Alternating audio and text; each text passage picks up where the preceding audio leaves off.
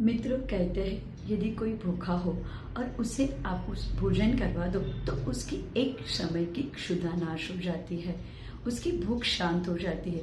पर यदि आप उसे ज्ञान दे दो तो उसका तो जीवन संवर जाता है। जी हाँ, उस ज्ञान से वो खुद इतना सक्षम हो जाता है कि वो खुद उससे कुछ कमाई कर सकता है और अपने आप भोजन ला सकता है, खा सकता है। मित्रों, ज्ञान दान का बहुत बड़ा महत्व है। एक बड़ी पुरानी कहानी है जो मैं आपसे बात करना चाहती हूँ उसके बारे में। एक ग्वाला था, 15 साल का था, जिसका नाम था कौलेश। मित्रों, ये ग्वाला अपनी गायों को लेके जंगल में जाता था और वहाँ पे उनको चराने छोड़ देता था और खुद भी प्रकृति के साथ बड़े आनंद से रहता था। एक दिन उसने क्या देखा कि इस जंगल में भी बहुत सारे लोग आ रहे हैं, पैर में चप्पल नहीं पहनते और हाथ में कुछ तो पोटली लिए आते हैं। वो भी सबके पीछे गया। उसने देखा कि वहाँ पे कोई मुनि महाराज बैठे हैं और ये सब उनको प्रणाम कर रहे हैं। वो भी वहीं छुप के बैठ गया। मुनि महाराज जी का उसने प्रवचन सुना तो उसे बड़ा अच्छा लगा। उसे लगा कि कुछ आत्मा नाम की चीज होती है और जिसके बारे में भी मुनि महाराज जी समझा रहे हैं। सब चले गए, वो भी चला गया। उसने क्या देखा कि वो जो जंगल था उसमें रात के समय में बहुत भयंकर आग लग गई थी।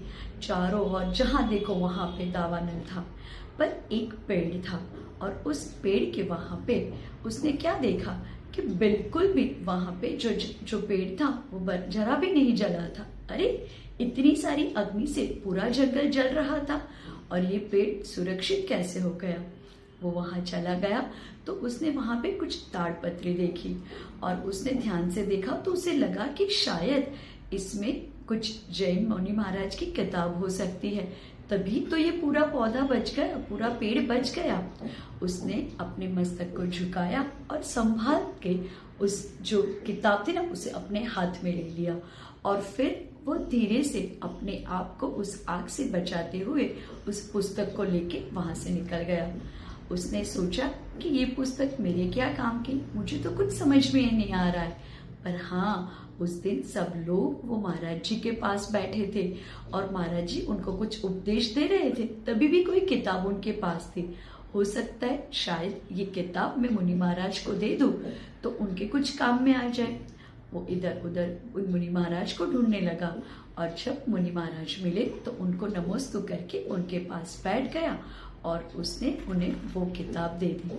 मुनि महाराज बड़े प्रसन्न हो गए और उन्होंने उसे आशीर्वाद दिया। उसके बाद ये ग्वाला जब वापस जा रहा था तब किसी वजह से उसकी मृत्यु हो गई। पर मित्रों, आपको पता है ये कौन थे? जी हाँ, हमारे महान आचार्य, अनेक ग्रंथ के रचयिता कुंदकुंद देव थे। कुंदकुंदाचार्य के बारे में तो आपने सुना ही होगा। तो ये ग्वाला वो ही कुंदकुंदाचार्य बना। मित्रों, कहाँ एक ग्वाला और कहाँ इतने बड़े आचार्य। आपको भी इस बात का ध्यान रखना है कि यदि आपको किसी भी प्रकार की किताब मिले तो जो जरूरतमंद है उनको किताब पढ़ने दीजिए।